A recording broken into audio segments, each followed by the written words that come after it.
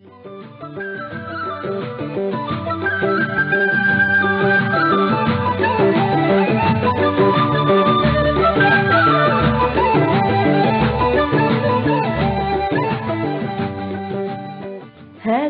إذاعة الوفاق، صوت الجماهير الإريترية.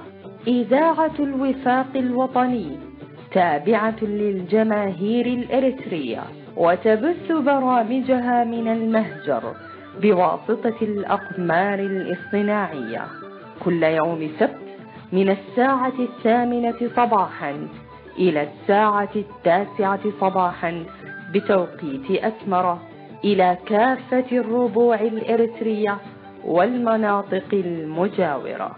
من أهداف إذاعة الوفاق تحكيم الدستور واستتباب العدل، تحقيق المساواة لدى كافة أبناء الوطن، والعيش في ظل الاحترام المتبادل، كما تهدف إلى العمل على إسقاط النظام الهقدة الجائر وإنشاء كيان يسوده العدل والإنصاف، وتهدف أيضا إلى تمكين الشعب من امتلاك واستغلال الموارد الطبيعية لبلده، والعيش للشعب الإريتري بالمساواة والسلام والوئام والاحترام المتبادل، وإبعاد نظام هقدة من السلطة، وإحقاق العدل، وتشجيع شعبنا في الداخل والخارج لمواكبة قضايا البلد مجتمعين. إذاعة الوفاق تبث برامجها ونشراتها الموجهة إلى جماهيرنا بكل مصداقية وأمانة إلى داخل إريتريا والمناطق المتاخمة.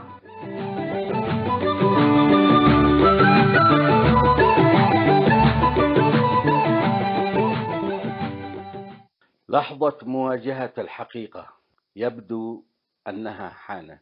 الواقع لقد وقعت في حيرة بين استكمال قصة مريم ومحمد جمة وبين سرعة الأحداث التي جرت وتجري منذ اللحظة التي قبلت حكومة إثيوبيا بقرار التحكيم الدولي، وما تبع ذلك من سلسلة أحداث متتابعة، بعضها اعتياديا والبعض الآخر صاعقا.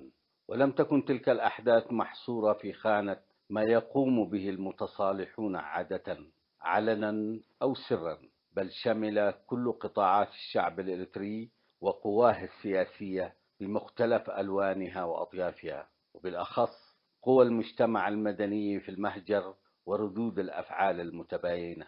بل وصلت الحالة عند البعض منا مستوى التخوين لمجرد أن تصرف ما أو تصريح ما صدر عن الرئيس الإريتري أو رئيس الوزراء الإثيوبي، وقد يكون ذلك مقبولا إلى حد ما، فواقع الأحداث وسرعتها وانعدام الرؤية السياسية العميقة لا بد وأن تخلق حالة من التشويش في الوعي والرؤية والتقييم، إلا أن السؤال المحوري كان حول مسألة جوهرية، وهي أهلا بالسلام كحالة يتمناها الجميع، ولكن في حالتنا تضاف إليها مسألة أكثر أهمية، وهي استحقاقات السلام، ولا سيما في الجانب الإريتري، وهو ما يهمنا نحن كإريتريين، بعد أن دفع ما دفع في حرب التحرير، مضافا ما دفع في حرب الحدود، مضافا إلى ذلك انعكاسات الحرب الأخيرة وما جلبته من ويلات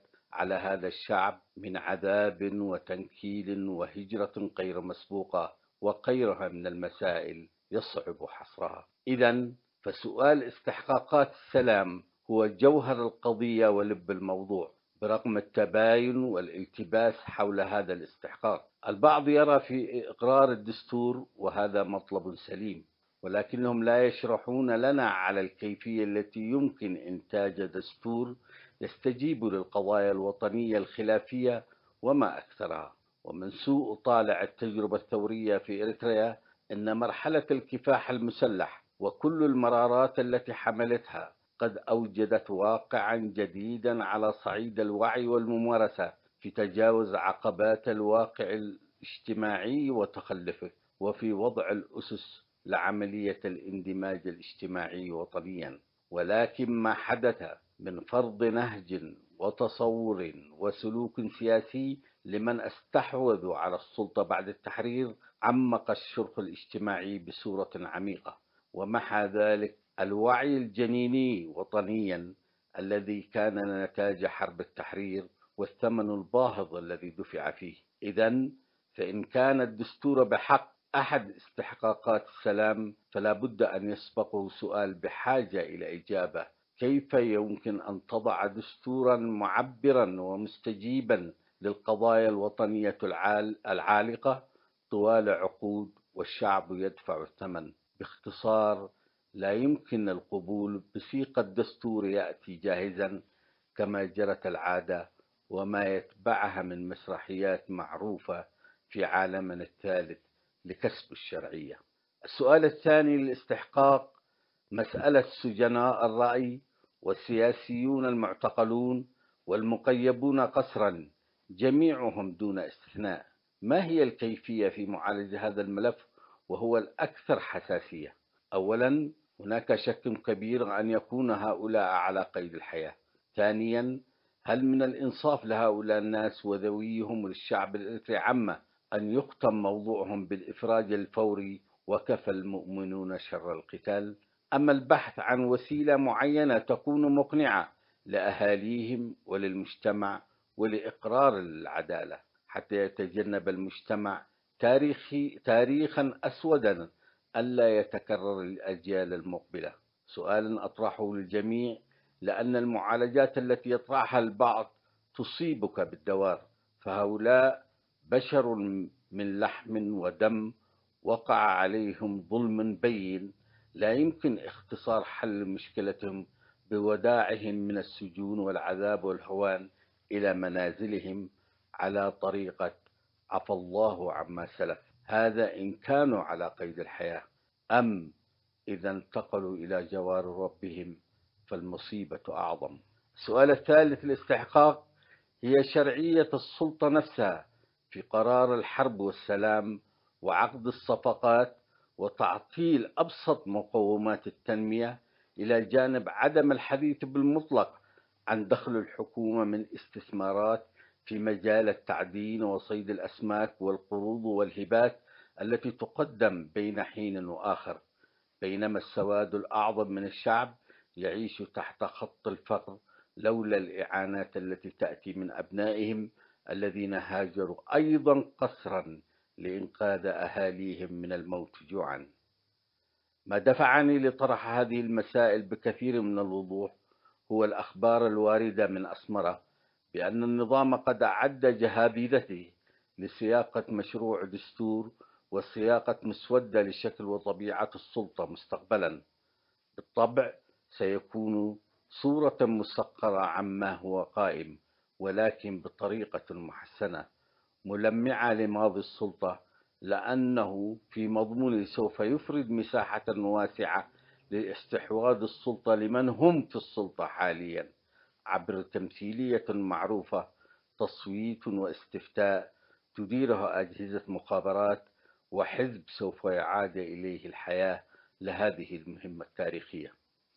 الجانب الآخر من المهزلة هو إشراك أطراف من المعارضة، وهنا لا يقتصر مجهود حكومة أسمرة، بل هناك أطراف نشطت في الفترة الأخيرة في دعوتها لبعض أطراف المعارضة وتقديم الوعود والمغريات كي تنظم أحوالها وظروفها لتشارك في هذا الكرنفال القادم، وهي أطراف معروفة أولها إثيوبيا وأطراف أقليمية ومباركة دولية. إذا نحن موعودون بصيف ساخن لا يمكن الانتصار فيه إلا بوعي عميق ورؤية سياسية ثاقبة ووحدة وطنية قوية والتخلص من رواسب الماضي. أم إن استمر الحال كما كان في الماضي فعلى الجميع السلام. ما أن نشر هذا المنشور على الفيسبوك وكان الغرض منه مجرد تنبيه لما يحضره النظام من سيناريو قادم حتى بدأ كرنفال النظام.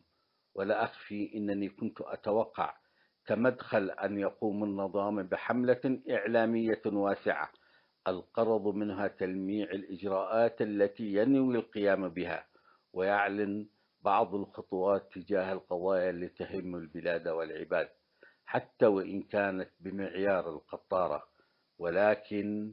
ولكن وأقسم على ذلك لم أتوقع هذا النوع من الإخراج مطلقا، حتى في أسوأ توقعاتي وتخيلاتي. وفجأة تذكرت قصة حصلت معي في القاهرة قبل الحرب في اليمن بقليل. كنت في القاهرة بصحبة صديق كان قد جاء من أسمرة مسافرا إلى إحدى الدول الأوروبية، كما إنه من أحد مقاتلي الجبهة الشعبية السابقين.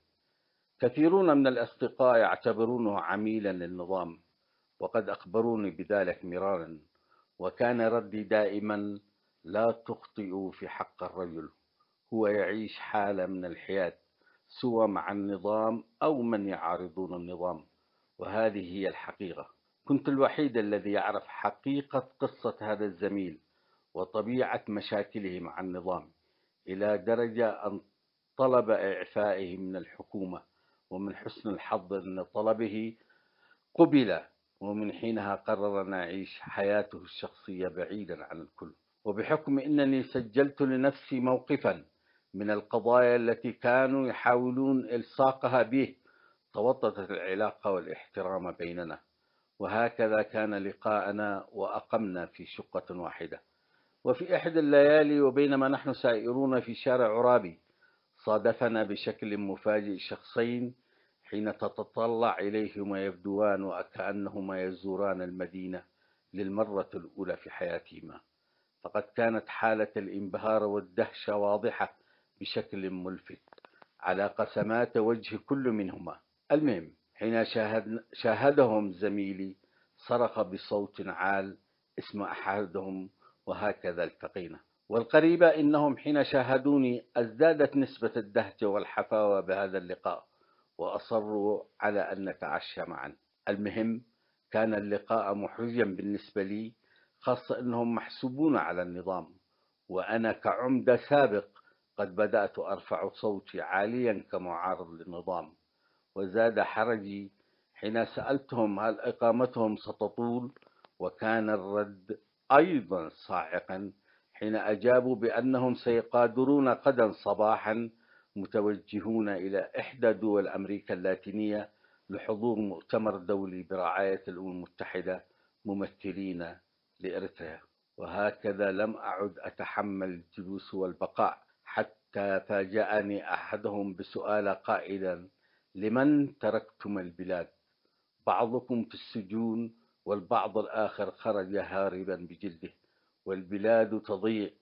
ومع دهشتي وبحالة لا شعورية وبقرض الاستفزاز قلت: البركة في الزعيم، فطالما بقي يرعاكم تأكدوا أنكم في الطريق السليم. وكان ردهم رد الاثنين مفحما: أنتم من صنعتم هذا الصنم. من خلال تغطية العيوب وما أنجز سابقا، كان بوجود من هم الآن في السجون والمهجر. والآن انكشف الغطاء وظهرت الحقائق. ظهر الرجل على حقيقته، وإن ارتكب خطأ أو حماقة فإن الذين أصبحوا مقربين حوله ليسوا ممن يعالجون، بل ممن يضيفون للحماقة حماقات وللخطأ خطايا. حين استمعت في تلفزيون النظام إلى جهابذة النظام، تذكرت حديث وتعليق هؤلاء الزملاء في القاهرة: إنها الحقيقة العارية. كيف يعقل أن تتحدث عن مشروعاتك الوهمية والناس في حالة بانتظار شيء ما يفرج كربهم من عودة أبنائهم سواء من السجون أو المهجر؟ العالم يبحث عن إجابات لعذابات سنوات وسنوات، والأخوة يبشرون ببناء المنازل متناسين إنهم وقبل شهور قليلة دمروا منازل مواطنين بحجة إنهم لا يمتلكون تصاريح إلى آخره. السؤال هو إلى متى سوف تستمر هذه المسرحية البائسة؟ بالرغم أن استمرارها أصبح مهم، فهم يسيرون على قاعدة جاء يكحلها عماها. ولو أن المحزن في الأمر أن الناس جاءت وهي تحمل أحزانها وهمومها، ولكن العزاء للكل أن لا خير يرجى من هؤلاء، إن الخير الوحيد هو أن يغربوا عن وجوهنا وللأبد ودحنكم.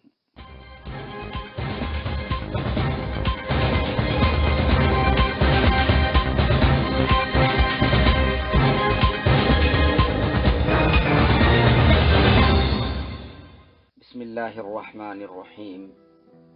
للأحزان في بلدي حكاية أخرى، كل السجون في أصقاع الأرض، كل المعتقلات في أرجاء المعمورة، معروفة مواقعها، محددة أماكنها، مسجلة أسماء نزلائها ولو بالرموز والأرقام، معلوم مدة المكث فيها، إلا معتقلات بلادي فليس فيها من هذا شيء. أدينوهم حتى بهتانا وظلما، حاكموهم حتى جورا وهضما، أخبرونا عن مواقعهم فهذا من أبسط حقوقنا وحقوقهم. لفقوا ما شئتم من تهم مهما سبب لنا ذلك من ألم، وتحلوا بالشجاعة وأفصحوا عن أعداد السجون والمعتقلات، أفصحوا عن أعداد المعتقلين وأماكن احتجازهم، وأنكم حكمتم عليهم ب50 أو 70 سنة مع الأشغال الشاقة، فشاق علينا وعسير ألا نعرف عنهم شيئا. أيتها الحاويات الضخام، أيتها الحاويات الضخام، اكشفي عن أسرار من احتويت إن احتويت يوما أحبتنا وأهلينا.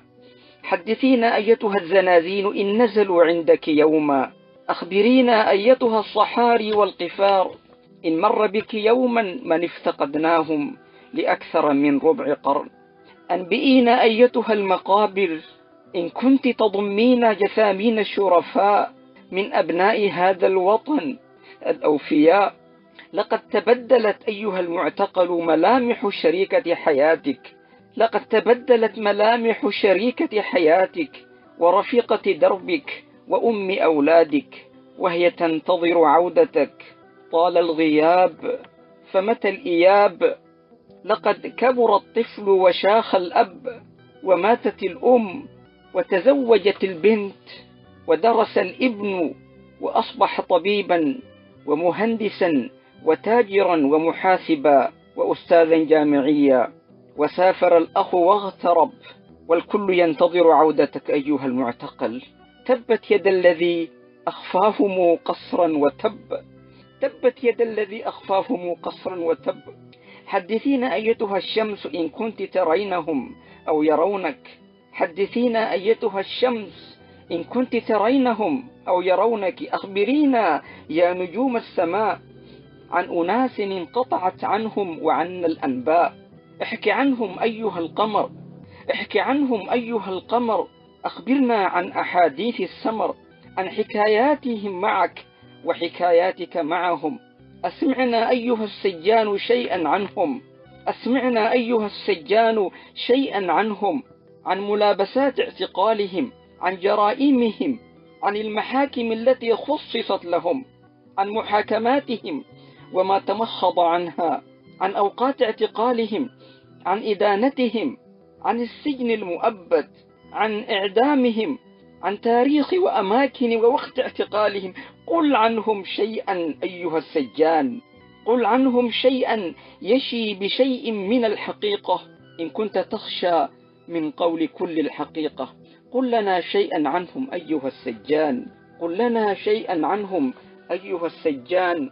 في كل شرائع السماء، في كل دساتير كرة الأرضية، في كل شرائع السماء، في كل دساتير دول الكرة الأرضية، حقوق الإنسان مصانة، كرامة الآدميين لا يختلف فيها اثنان إلا في إريتريا، فالأصل في إنسان إريتريا أن يكون مهانا ذليلا.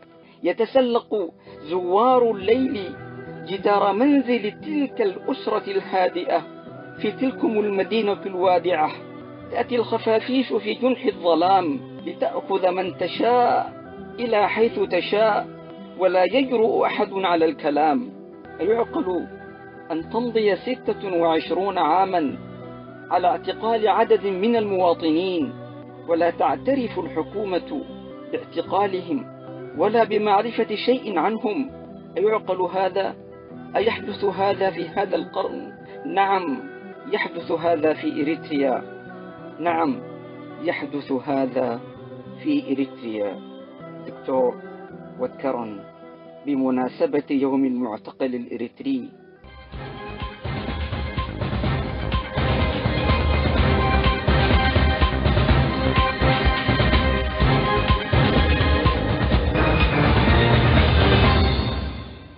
سيرة معتقل كتبتها ابنة مكلومة على أبيها المغيب قائلة: أين أخفوك يا أبي؟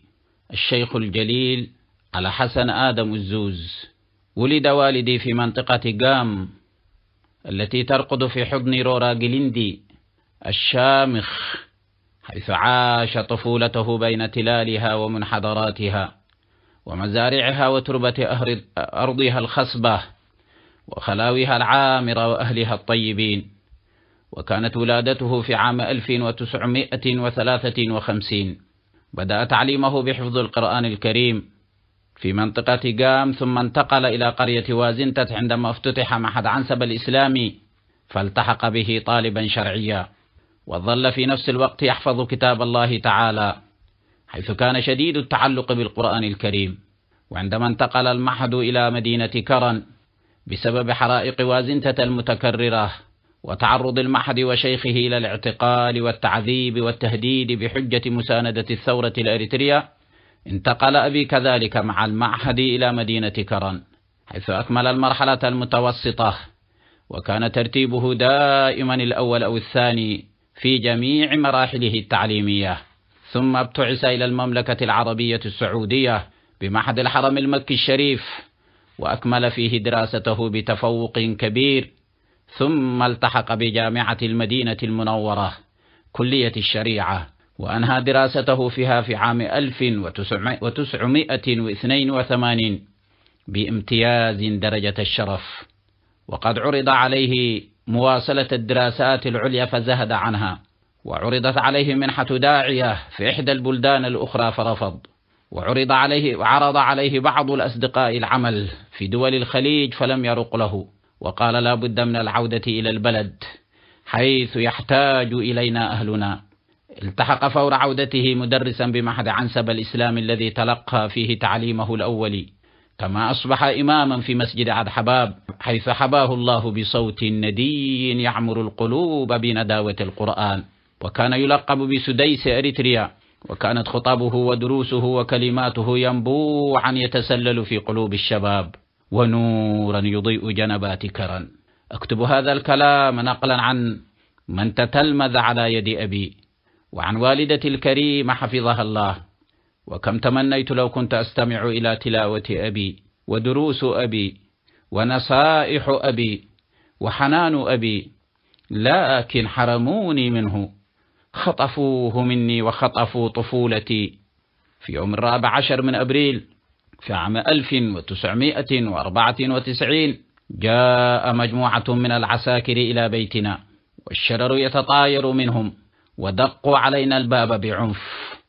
وعندما فتحت أمي الباب اقتحموا علينا مضجعنا بحثا عن أبي، وقد رفضت أمي أن تخبرهم أين مكانه بالتحديد بالرغم من التهديد والترويع، وقالت لهم لا أعرف مكانه ولا أين ذهب، ولكن يبدو كان معهم دليل. جاسوس توجه بهم مباشرة إلى عنسبة، حيث كان أبي يعمل وقتها في مزرعتنا هناك. ذكر العمال الذين كانوا معه أنهم هجموا عليه وهو يحرث الأرض، وقيدوا يديه وعصبوا عينيه ورموه في السيارة بعنف، وانطلقوا به تجاه كرن. ومن تلك اللحظة الأليمة ونحن ننتظر عودته. أين أخفوك يا أبي الحبيب؟ كل من أعرفه من الأهل والأصدقاء يقول لي كان أبوك أحد دهاقنة اللغة العربية، ويتمتع بذاكرة حافظة بحيث يحفظ كل ما يقع في يده، وكان منذ مراحله الأولى من أكثر الطلاب نباهة ورجاحة في العقل ودماثة في الخلق، وكان فك الله أسره شهما كريما وصولا للرحم قدوة للناس وقافا في حدود الله محبا للقرآن شغوفا بالسنة، وكان لا يصلي الفريضة إلا في المسجد، وإذا عاد إلى بيته كان يقوم في حاجة أهله، وكان يحب القرآن ويوصينا بحفظه ومدارسته. ومن كثرة ما أسمع عنه من الصفات لو لم يكن أبي لأحببته من كل قلبي. أسأل الله أن يفرج كربك وكرب إخوانك يا أبي. حلمي بأن يزف لي خبر إطلاق سراحك حتى أرى وجهك الطاهر الذي أظل أنظر إليه كل يوم في الصورة. مشتاقة لك يا أبي. ترك خلفه قلب والدين حبيبين يزرفان دمعا على خطفه. مات جدي الحبيب، وظلت جدتي ترقب باب البيت كل يوم صباحا ومساء لعل البشير يأتيها بالبشرى، ولكنها كذلك لحقت بزوجها إلى جوار أرحم الراحمين. رحلت هي تحمل همومها وقهرها وظلمها، رحلت حيث لا ظلم ولا جور. تتكون أسرتنا من أربع بنات وذكر واحد، وقد توفيت أحد أخواتي بعد اعتقال أبي بفترة بسيطة، فتضاعف حزن أمي وحزننا جميعا، واستمرت حياتنا من غير طعم نشعر به، ومن غير حنان نتدثر به، ومن غير رعاية نحاط بها. وتحملت أمي تربيتنا حتى تمكن أخي عبد الحميد من الابتعاث إلى مصر في جامعة الأزهر الشريف، وكان يرسل الرسائل ويقول لنا: هانت إن شاء الله، سوف أكمل دراستي وأقوم برعايتكم وإعطائكم كل ما حرمتم منه. وفي يوم 8 من شهر فبراير عام 2008 كانت إرادة الله وقدره ماضية، حيث توفي أخي عبد الحميد فجأة من غير حادث ولا علة، وتوالت علينا النكبات، ولكن الحمد لله الذي لا يحمد على مكروه سواه. وأسأل الله أن يفرج عن جميع المعتقلين والمغيبين المظلومين في أريتريا. طيبة حسن على آدم الزوز، تقديم محمد جمعة أبو الرشيد. السلام عليكم ورحمة الله وبركاته.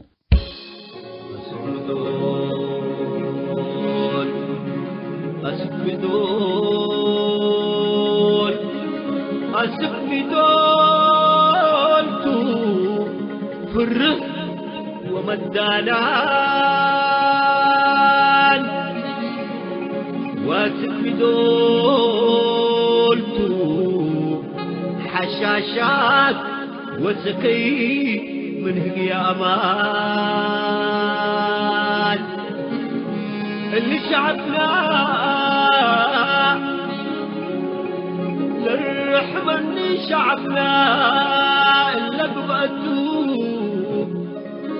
واللقبت حالته لا تحزن الله على مشتاته بدير استعمار أفكار يوم أبياته وحنا قلقينا أصل قلوب ضرباته غفلناه كرمناه انبديبو اللي نايته واللي نايكاته.